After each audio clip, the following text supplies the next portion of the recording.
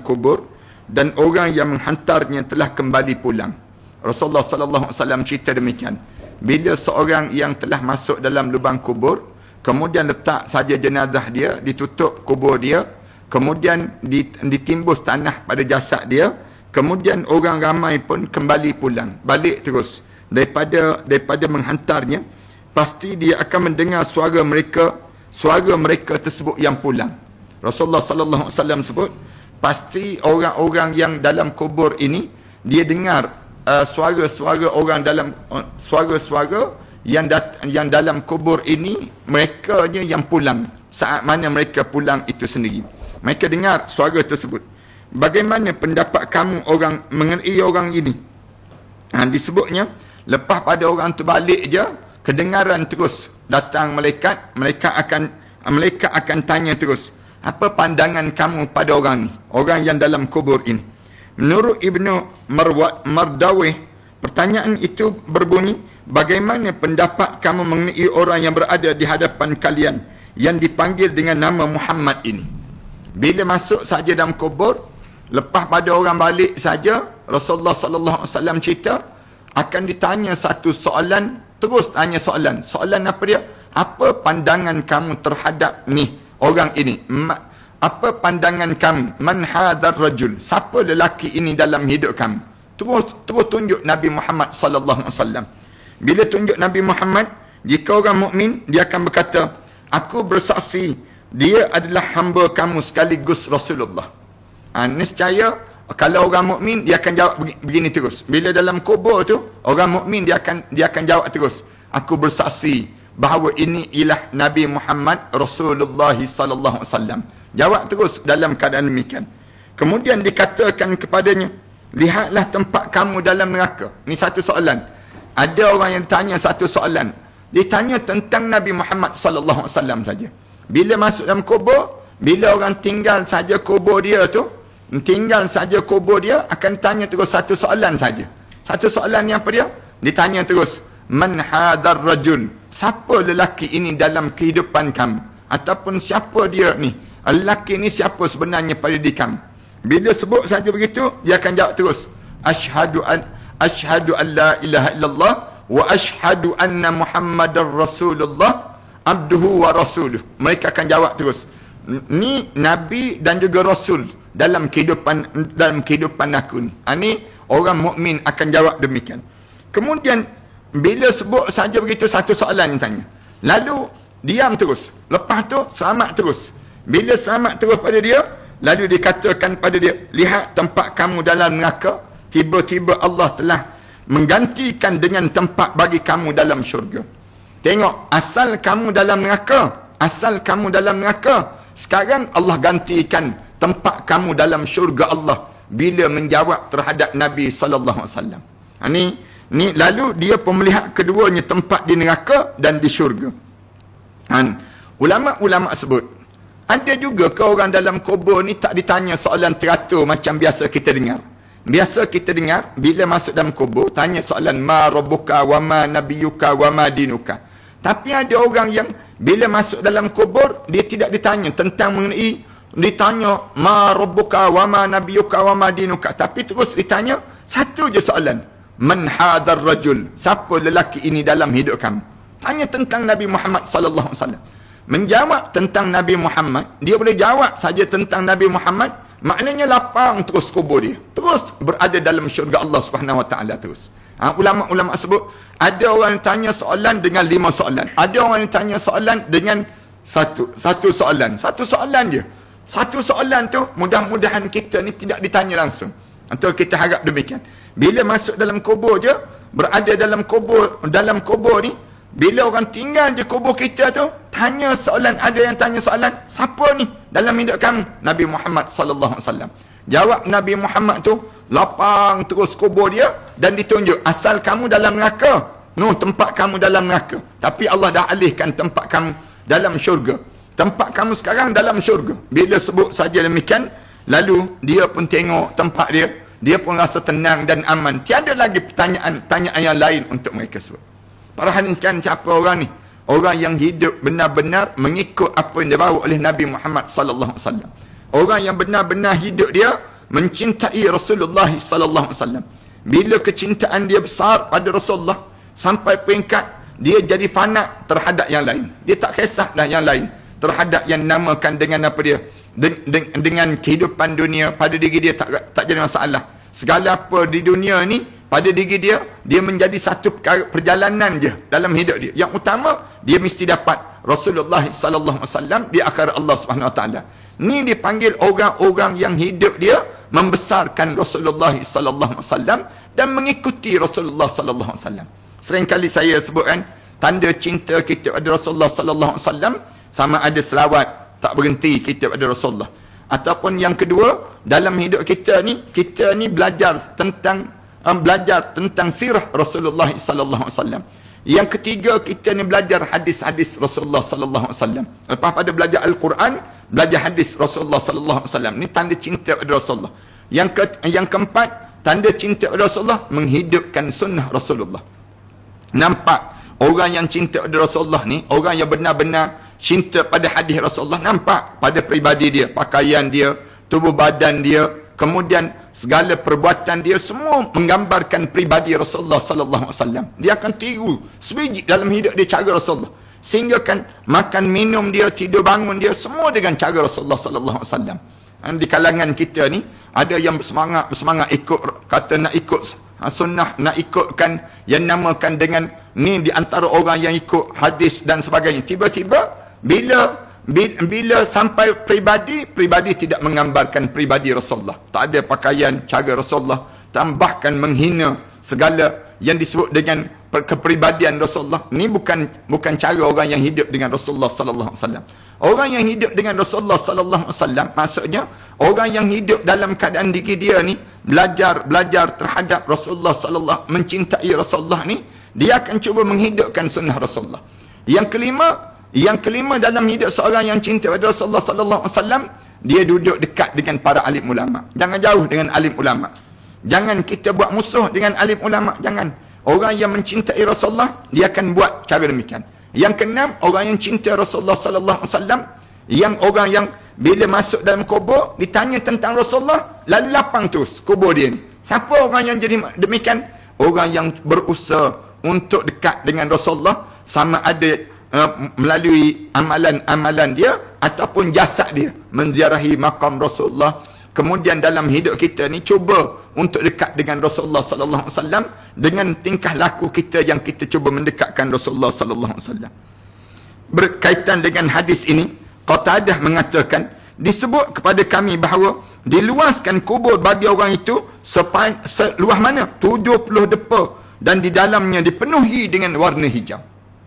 Mula kubur tu, bila tanya soalan yang pertama tu, tanya soalan, man hadar rajul, siapa lelaki ni? Bila kena tinggal je orang tinggal ni, tanya terus tentang Rasulullah. Dia jawab, hadha nabiyyana Muhammad sallallahu alaihi wasallam. Dan dia sebut, asyhadu anna Muhammadar Rasulullah abduhu wa rasuluh. Dia sebut, saya bersaksi, inilah Rasulullah, Nabi dan juga hamba yang diutuskan oleh Allah kepada kami semua. Sebut dia begitu, lapang terus kubur dia. Kubur dia lapang. Lepas pada tunjuk tempat kamu asalnya neraka, sekarang Allah tunjuk tempat kamu dalam syurga. Bila sebut saja begitu, lapang kubur dia ni. Kubur tersebut seluas mana? 70 depa. 70 depa, dan di dalamnya mula berubah menjadi warna hijau yang cantik. Katanya Qatadah, bagaimana pengakuan kamu mengenai orang ini? Dia akan menjawab, tidak tahu. Kemudian sedangkan orang munafik ataupun orang kafir, disebut lagi, manakala orang munafik dan kafir yang mati ni masuk dalam kubur ni, saya sebut banyak kali pada tuan-tuan, ada 3 je kelompok manusia yang masuk. 3 je. Yang pertama yang disebut dengan orang mukmin, yang kedua orang kafir, yang ketiga orang munafik. Tuan-tuan pilih dalam hidup kita ni, nak jadi orang mukmin ke, jadi orang munafik ke, jadi orang kafir. Bila masuk dalam kubur, dia tak kira Melayu, Cina, India. Yang pentingnya kamu mukmin ke tak mukmin. Kalau kamu Cina tapi kamu mukmin, kamu selamat dalam kubur nanti. Kalau kamu Melayu tapi kamu munafik, Melayu yang munafik ataupun Melayu yang kufur pada Allah, maka dalam kubur kamu sengsara dalam kubur itu sendiri. Disebut demikian. Sedangkan orang munafik dan orang kafir, bila dikatakan kepada dia, bagaimana pengakuan kamu mengenai orang itu? Ditanya, bagaimana pengakuan kamu terhadap orang ni? Datang terus, ditunjuk. Ni siapa dalam hidup kamu? Orang munafik. Orang munafik ni orang yang hidup dia talam dua muka. Hidup dalam keadaan yang sekejap sama dengan Islam, sekejap dengan orang kafir. Sekejap dia mengaku syahadah, sekejap mulut dia penuh dengan kekufuran dalam hidup dia. Ni orang yang jenis demikian. Lalu ditanya pada dia, bagaimana pengakuan kamu terhadap orang ini? Dia akan menjawab, tak tahu. Dia jawab demikian. Orang yang munafik ni jawab, tak tahu. Dan mengakui sebagaimana orang yang mengakuinya. Lalu dia kata, aku macam orang ramai lah. Orang ramai jawab macam mana terhadap orang ni? Aku jawab macam ni lah pada orang ni. Dia sebut demikian. Dia nak jawab, ni Nabi Muhammad, tak boleh. Kerana hidup dia tidak bersandarkan pada apa yang ditunjukkan oleh Rasulullah. Sepanjang dia hidup atas dunia ni, dia lawan Rasulullah. Sepanjang hidup atas dunia ni, tak jauh dengan para alim ulama yang menyebabkan bila dia masuk dalam kubur, tiba-tiba ditanya, macam mana orang ni? Siapa orang ni dalam hidup kamu? Aku nak jawab macam orang lain jawab. Orang lain jawab macam mana? Aku jawab macam itulah. Dia jawab demikian. Lalu dikatakan pada dia, kamu tidak tahu ataupun kamu tak tahu ataupun kamu tak mengerti. Kamu tak kenal langsung ke? Dia pun dipukul dengan palu yang terbuat daripada besi, dan kanannya dia berteriak dengan teriakan didengari oleh segala sesuatu selain jin dan juga manusia. Rasulullah sallallahu alaihi wasallam cerita, bila orang ni dia tak boleh jawab tentang Rasulullah sallallahu alaihi wasallam, malaikat getak dia. Kamu tak tahu ke ataupun kamu memang jenis buat-buat tak tahu dalam hidup kamu? Lalu dia pukul pang tu. Pang tersebut kena tu pong dalam, dipukul dengan palu yang terbuat daripada besi, dan kanannya dia berteriak dengan teriakan didengari oleh semua makhluk kecuali jin dan juga manusia saja. Nak sebutnya cerita tentang ni hadis yang pertama. Sama juga daripada hadis Anas, dituturkan bahawa Rasulullah sallallahu alaihi wasallam bersabda. Rasulullah sallallahu alaihi wasallam sebut, sesungguhnya umat ini akan diuji di dalam kuburnya. Rasulullah kata, umat yang disebut dengan hamba-hamba Allah di akhir zaman ini, di antara perkara yang dia akan lalui dalam hidup dia masuk dalam kubur, dia akan diuji dalam kuburnya. Apabila seorang mukmin telah dimasukkan ke dalam kuburnya, akan datang pada dia malaikat yang bertanya, apakah yang telah kamu sembah? Ini ada soalan yang lain. Rasulullah sallallahu alaihi wasallam sebut, bila orang mukmin masuk dalam kubur, bila masuk je dalam kubur, orang tinggal kubur dia, malaikat tanya terus. Yang kamu sembah siapa sepanjang kamu hidup atas dunia? Jika Allah memberi petunjuk pada dia, dia akan menjawab, Allah yang aku menjadi hamba kepadanya. Dia akan jawab, Allah. Disebut demikian. Kemudian dikatakan pada dia, bagaimana pendapat kamu mengenai orang ni? Soalan kedua tanya, ni orang ni yang kamu nampak sekarang ni, siapa orang ni dalam hidup kamu? Dia pun menjawab, tidak ada hamba sekaligus dia ialah Rasulullah. Maknanya dia adalah hamba sekaligus Rasulullah. Dia hamba Allah dan juga dia ni Rasulullah. Dia jawab demikian. Setelah itu tidak ada lagi pertanyaan yang diajukan padanya. Maknanya orang ni dua soalan kena tanya. Tuan-tuan kena ingat ya, dalam kubur ni tidak semua orang kena tanya 10, 15 soalan. Tak. Dia ada soalan yang ada orang tanya satu soalan. Ada yang ditanya dua soalan dalam kubur. Masuk dalam kubur tu, tanya siapa orang ni?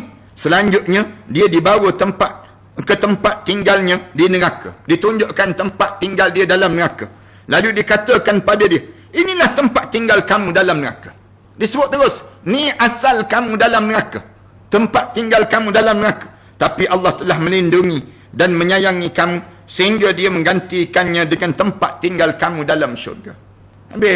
Bila sebut saja malaikat kata, asal kamu dalam neraka, tapi oleh kerana kamu boleh jawab tadi, pertanyaan dua soalan je kamu ditanya soalan demikian, lalu tempat kamu dalam syurga yang Allah sediakan.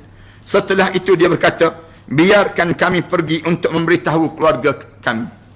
Dia jawab demikian. Kalau begitu, bila dapat tengok tempat dalam syurga ni, lalu dijawab terus, dijawab terus, biarkan kami pergi untuk memberitahu keluargaku. Lalu dikatakan padanya, tinggallah di sana. Bila ahli kubur ni yang baru masuk dalam kubur ni kata, Allahu Akbar, seronoknya kalau kami boleh cerita balik pada keluarga kami. Seronok ni kumpulan yang ditanya dua soalan. Dia akan jawab, kalaulah boleh nak bagi tahu pada keluarga, boleh tak nak bagi tahu? Lalu malaikat jawab, tempat kamu kat sana, bukan tempat kamu di sana. Tempat kamu di depan, bukan tempat kamu di belakang. Itu cara dalam hidupnya, bila masuk dalam kubur ini, waktu tersebut, maknanya apa dia? Tak ada peluang nak cerita dah. Waktu mana kamu dah masuk dalam kubur, bila kamu masuk dalam kubur, maka di saat tersebut, kamu akan berada dalam keadaan barzakh yang kamu tak akan pulang lagi hidup di atas dunia ini sendiri. Sementara apabila orang kafir, bila dimasukkan ke dalam kubur, akan datang kepadanya malaikat seraya menggertaknya. Malaikat akan, kalau orang kafir ke orang munafik ke, masuk je dalam kubur, tak jenazah dia dalam kubur tersebut, lalu kedengaran gertakan, apa yang telah kamu sembah di atas dunia? Kamu sembah apa atas dunia? Lalu mereka jawab, tak tahu dia jawab, tak tahu. Kemudian dikatakan pada dia, bagaimana pendapat kamu mengenai orang ni? Ditunjukkan Rasulullah sallallahu alaihi wasallam. Macam mana kamu pendapat kamu dengan orang ni? Dia pun menjawab, aku berpendapat sebagaimana orang lain mengakuinya. Bila dia sebut saja begitu, dia kata aku ni macam orang lain jawab lah. Orang lain jawab macam mana? Itulah yang aku nak jawab. Sedap dia sebut demikian dalam kubur. Dalam kubur tu ada lagi pada diri dia nak kelentung malaikat. Ada lagi perasaan nak menipu malaikat dalam kubur ini. Bila dia sebut saja begitu, lalu malaikat disebut saja begitu, lalu malaikat pun memukulnya dengan palu yang terbuat daripada besi pada bahagian di antara kedua telinganya. Lalu dia berteriak dengan teriakan yang didengari oleh seluruh makhluk kecuali jin dan juga manusia saja. Allahu Akbar. Ni kumpulan dalam hadis yang cerita perkara demikian. Kemudian hadis Anas lagi. 3 kali Anas cerita tentang mengenai suasana berada malam tama di barzah itu sendiri. Kemudian daripada Anas menuturkan sebagai hadis marfu' bahawa Rasulullah sallallahu alaihi wasallam bersabda, Rasulullah sallallahu alaihi wasallam sebut, malaikat munkar dan nakir akan masuk ke dalam kubur seorang mayat. Bila mayat dibaringkan, malaikat munkar dan nakir akan duduk di hujung kaki dia. Setelah mana mereka berdua menyuruhnya duduk, jika dia seorang mukmin, keduanya akan tanya terus. Ni hadis yang 3 cerita ni. Malaikat munkar dan nakir bila masuk, dia tengok ni mukmin ni, mukmin. Bila dia tahu ni mukmin je, dia akan sebut apa dia? Duduk kamu, duduk. Dia pun duduk. Bila duduk, tanya terus, siapa Tuhan kamu? Tuhan kamu siapa? Lalu dia jawab Allah. Dia jawab demikian. Dia jawab Allah. Lalu dia tanya, siapa Nabi kamu? Nabi kamu siapa? Lalu dia jawab, Nabi Muhammad. Dia jawab demikian. Orang mukmin dia jawab Muhammad. Dia jawab demikian. Siapa iman kamu? Imam kamu? Pemimpin kamu siapa? Dia jawab Al-Quran. Dia jawab demikian. Orang mukmin jawab. Dia tanya, imam kamu siapa? Yang memimpin hidup kamu siapa? Dalam hidup kita ni. Lalu kita jawab terus, Al-Quran yang memandu jalan hidup ini. Ni orang mukmin. Saya sebut banyak kali kan. Yang kita ni, perjalanan hidup kita ni berdasar pada Al-Quran. Jangan kita hidup berdasar pada orang mana ramai yang sokong. Jangan. Kita kena ikut Al-Quran, mengikut Al-Quran. Bukannya kita ikut seramai mana orang sokong dia, kita turut sokong dia. Tak boleh, jangan begitu. Hidup kita ni ikut Al-Quran. Kebetulan pemimpin ni sokong Al-Quran, mengikut Al-Quran, pemimpin tu kita ikut. Dia panggil begitu. Kalau pemimpin tu tak ada Al-Quran, pemimpin tersebut tak ada Al-Quran, jangan ikut. Nanti masuk dalam kubur, tak terjawab kita. Masuk dalam kubur, orang tanya, siapa pemimpin kamu? Shah Rukh Khan, disebut demikian. Masuk dalam kubur, siapa pemimpin kamu? Donald Trump. Siapa pemimpin kamu? K-pop dalam hidup dia. Siapa pemimpin kamu? Dia akan jawab terus. Siapa yang diikut dalam hidup dia sepanjang dihidup di atas dunia ini sendiri. Kemudian keduanya melapangkan kubur untuknya. Maknanya, orang ni ditanya 3 soalan. 3 soalan. Ma rabbuka, wa ma nabiyuka, wa ma imamuka. Siapa pemimpin kamu yang kamu ikut sepanjang kamu hidup atas dunia? Orang ni, bila jawab saja 3 soalan. Ada yang tanya 1 soalan. Ada yang tanya 2 soalan. Ada yang tanya 3 soalan. Bila tanya 3 soalan, siapa pemimpin kamu? Kemudian keduanya melapangkan kubur untuknya. Bila jawab, Al-Quran pemimpin aku. Dia jawab demikian. Lapang terus kubur. Kubur ni jadi lapang. Bila lapang kubur untuknya, jika mayat dilapangkan kuburnya, jika mayat itu seorang kafir, keduanya akan mula ditanya. Kalau mayat tersebut dalam keadaan orang yang kafir, dalam keadaan orang munafik, dia akan tanya terus, siapa Tuhan kamu? Kamu atas dunia, Tuhan kamu nama apa?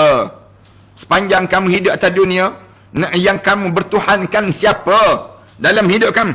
Lalu dia jawab terus, tak tahu dia jawab. Dalam kubur dia jawab, tak tahu. Kemudian ditanya lagi, siapa Nabi kamu? Ditanya lebih lanjut lagi pada dia, Nabi kamu nama apa? Lalu dia jawab, dia memberi jawapan, tak tahu dia jawab. Rasulullah cerita ni, orang dalam kubur. Kemudian lalu tanya lagi, siapa imam kamu? Lalu dia menjawab, aku tak tahu dia jawab. Dalam kubur ni jawab, aku tak tahu siapa pemimpin aku. Kemudian kedua malaikat tersebut memukulnya satu kali dengan tongkat hingga kuburnya mengeluarkan api yang menyala-nyala. Pang sekali tersebut, keluar api terus. Api yang menyala-nyala. Mereka pun menyempitkan kuburnya hingga tulang rusuknya bercerai-berai di antara satu sama lain. Habis terus. Allahu Akbar. Tak ada nilai lah hidup atas dunia. Kaya macam mana pun, cantik macam mana pun rupa, pengaruh ramai mana pun, hari pertama masuk kubur tu, dalam kubur saat di barzah tersebut, tak ada nilai dah dalam hidup. Bagi orang yang munafik dan orang yang disebut dengan kafir ni sendiri. Saya ulang banyak kali pada tuan-tuan. Jangan ada di kalangan kita seorang pun kita ni jadi munafik. Orang kita ni kafir boleh jadi kita selamat. Boleh jadi kita kata, saya tak kafir Ustaz, saya mukmin, saya akan taat, saya akan cuba. Tapi potensi jadi munafik ni ramai. Orang kita jadi munafik ramai. Dan ada orang kita, kalau kita sebut, engkau ni macam orang kafir. Oi, jangan sebutlah kafir-kafir ni. Marah dia. Habis tu engkau ni macam orang munafik. Munafik ringan sikit dia sebut demikian. Sedap dia sebut demikian. Padahal, munafik dengan kafir ni, adik-beradik je di antara satu sama lain. Allah sebut dalam Quran, Inna Allah jami'ul munafiqina wal kafirin fi jahannam jami'ah. Allah kumpulkan orang kafir dan orang munafik dalam kawah kepada kawah api neraka Allah Subhanahu wa taala tersebut. Allahu Akbar. Janganlah tuan-tuan. Yang kedua, hadis yang kedua daripada hadis Bara' dan juga Tamim. Hadis ni pernah kita cerita sebelum daripada ni. Hadis Bara' bin Azib dan hadis daripada Tamim. Hadis yang ketiga, hadis daripada Bashir, iaitu yang diriwayatkan oleh Al-Bazzar, At-Tabrani dan Ibnu Sakan daripada Ayub Ibn Bashir yang diterima daripada ayah dia. Dia berkata bahawa dahulu di kalangan Bani Umayyah pernah terjadi perbalahan. Lalu Rasulullah SAW berangkat untuk menuju ke di kalangan Bani Umayyah untuk mendamaikan mereka. Rasulullah dengar satu kumpulan yang sedang berkelahi. Lalu Rasulullah datang, kumpulan Bani Umayyah ini, untuk Rasulullah SAW nak damaikan mereka. Kemudian bila Rasulullah SAW datang tersebut, kemudian Rasulullah menoleh ke satu kubur. Dalam jalanan tu Rasulullah pandang dalam kubur. Seraya Rasulullah sebut, kalian tidak mengetahui, kata Rasulullah. Rasulullah kata, kamu tak tahu, kata Rasulullah. Lalu sahabat terkejut. Sahabat pun tanya. Sahabat tanya Rasulullah, kenapa Rasulullah tiba-tiba je sebut kalian tak tahu? Ada apa Rasulullah? Lalu Rasulullah SAW menjawab, orang dalam kubur tu, dia sedang ditanya tentang aku, tiba-tiba dia tak boleh jawab tentang aku. Aku je tahu. Yang dia dalam kubur, dia mati, dia hidup zaman aku, dia mati zaman aku. Tiba-tiba dia tak boleh jawab tentang dia aku. Allahu Akbar. Rasulullah kata, kalian tak tahu, dia sedang difitnah dalam kubur, diuji dengan ujian pertanyaan, ditanya oleh malaikat, kamu tak kenal ke siapa Muhammad? Kamu tak kenal ke dalam hidup kamu? Dia jawab, tak tahu. Hidup zaman Rasulullah, mati zaman Rasulullah, tiba-tiba tak kenal Rasulullah SAW. Lebih-lebih lagi lah orang yang hidup lepas pada zaman Rasulullah. Zaman kita ni tak kenal Rasulullah. Memang mengarut sungguh dalam hidup. Orang yang hidup tak kenal Rasulullah ni, maknanya apa dia? Kamu hidup, kamu kenal apa dalam hidup kamu? Sampai peringkat kamu tak tahu benda apa yang Rasulullah bawa dalam hidup untuk dijadikan panduan dalam kehidupan kita. Maknanya rugilah dalam kehidupan kita bila hidup kita ni tak mengenali Rasulullah dan tak rapat dengan Rasulullah SAW. Walaupun Rasulullah dah wafat, tapi kita kena rapat dengan Rasulullah. Ini hebatnya Islam. Islam diajar untuk kita menyayangi, kita mengikuti orang yang mati. Yang dah mati dah. 1400 tahun dah tinggalkan kita. Tapi satu-satunya orang yang mati, kemudian kita kena ikut dia, ialah Nabi Muhammad SAW. Tinggal Rasulullah nanya dalam hidup kita. Allahu Akbar. Dia boleh jawab begitu. Hidup zaman Rasulullah, mati zaman Rasulullah. Bila malaikat tanya pada dia, kamu kenal tak siapa? Siapa ni? Dia jawab, tak tahu. Rasulullah dengar. Rasulullah lalu tu Rasulullah dengar. Allah, boleh. Dia jawab, tak kenal aku. Dalam kubur tu sendiri. Ada orang yang jenis demikian, para hadirin sekalian. Kemudian hadis yang keempat, daripada hadis Sauban, iaitu yang diriwayatkan oleh Abu Naim. Daripada Sauban, dia menceritakan Rasulullah sallallahu alaihi wasallam pernah bersabda, jika seorang mukmin meninggalkan salat akan berada di sisi kepalanya. Kemudian sedekah berada sebelah kanannya, dan puasa berada di dadanya. Rasulullah sallallahu alaihi wasallam sebut demikian. Siapa-siapa yang meninggal dunia, masuk dalam kubur, dia masuk saja dalam kubur, sembahyang solat akan berada di bahagian kepala. Duduk bahagian kepala. Jangan tinggal solat dalam hidup kita. Kemudian yang kedua, sedekah berada sebelah kanan dan puasa berada sebelah kiri. Pada diri kita ni sendiri. Nak kawal pada diri seorang di waktu mana masuk saja dalam kubur, keadaan yang akan berlaku padanya. Hadis yang kelima, hadis yang panjang sikit insya-Allah.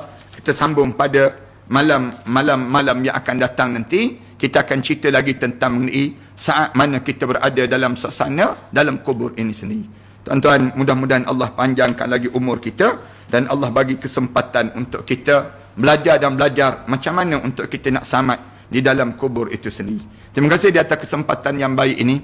Marilah sama-sama kita mengambil kesempatan yang baik ini. Saya dapat maklumat sebentar tadi, ialah di mana mak saudara saya, adik-beradik pada Tuan Guru Datuk Ni Abdul Aziz Nikmat, telah meninggal dunia pada pukul 5 petang tadi.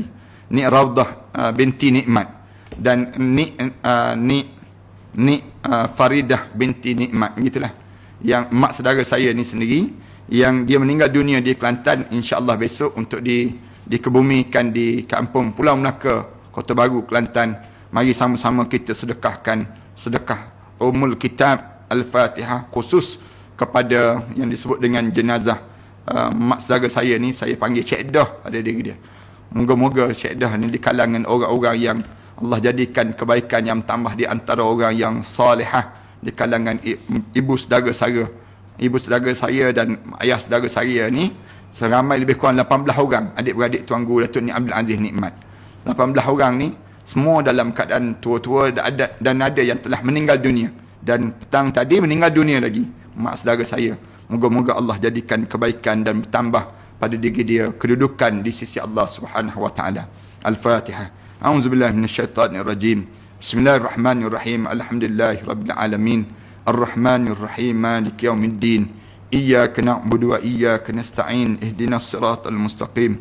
Siratal ladzina an'amta 'alaihim ghairil maghdubi 'alaihim waladdallin. Amin. Tuan-tuan, dalam masa yang sama kita niatkan juga untuk arwah ayah kita, arwah mak kita, arwah-arwah yang telah meninggal dunia sebelum daripada kita ini, supaya Allah jadikan di kalangan mereka itu di kalangan hamba-hamba Allah yang salih, insya-Allah. Tuan-tuan, sebelum daripada kita baca doa ini, sekali lagi saya nak sebut tabung bantuan Ramadan yang masih kita gerakkan ini. Tuan-tuan boleh dapatkan, sambungkan sumbangan tuan-tuan dalam akaun Matan, ataupun tuan-tuan masukkan dalam akaun infak nasi bungkus saja. Nasi bungkus di mana kita perlukan lebih kurang RM16 ataupun RM10 untuk berbuka puasa. Dan RM10 ni kita masukkan dengan susu kambing, kemudian kita masukkan juga dengan kurma, kemudian kita letakkan lauk-lauk dan juga nasi. Tindan tu bertinggi tingkatnya.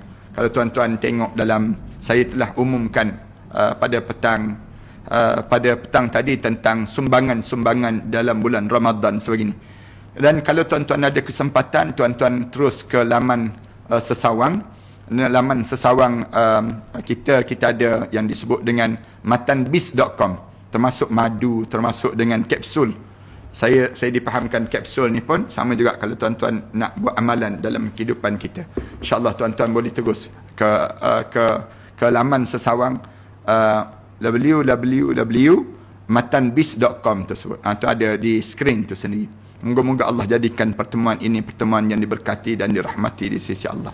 A'udzubillahi minasyaitonirrajim. Bismillahirrahmanirrahim. Alhamdulillahirabbil alamin. Wassalatu wassalamu ala rasul amin wa ala alihi wa sahbihi ajma'in.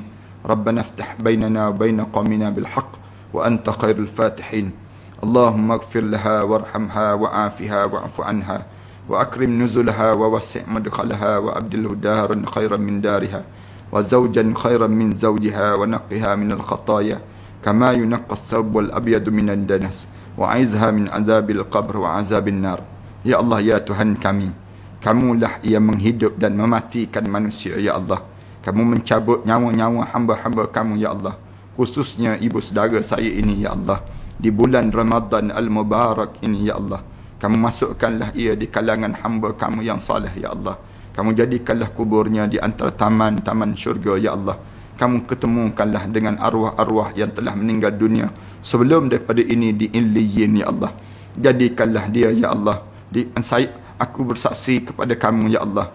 Saya bersaksi kepada Kamu, ya Allah, terhadap amalan-amalan saleh yang dilakukan olehnya sepanjang ia hidup di atas dunia ini, ya Allah. Saya pernah membesar dalam lingkungan kekeluargaan itu, ya Allah. Jadikanlah ibu saudara saya ini, ya Allah, di antara hamba-hamba Kamu yang saleh, ya Allah, yang salihah, ya Allah. Ya Allah, ya Tuhan kami, Kamu ampunkanlah kesilapan-kesilapan yang dilakukan sepanjang dia hidup di atas dunia, ya Allah. Kamu hapuskanlah segala kesilapan-kesilapannya itu, ya Allah. Kamu jadikanlah daripada anak-anaknya anak-anak yang saleh dan salihah, ya Allah. Rabbana alaika tawakkalna wa ilaika anabna wa ilaikal masir. Ya Allah, Kamu ketemukanlah kami di syurga Kamu nanti, ya Allah. Rabbana alaika tawakkalna wa ilaika anabna wa ilaikal masir. Rabbana atina fid dunya hasanah wa fil akhirati hasanah wa qina azaban nar. Sallallahu ala Muhammad wa ala alihi wa sahbihi wasallam. Alhamdulillah rabbil alamin.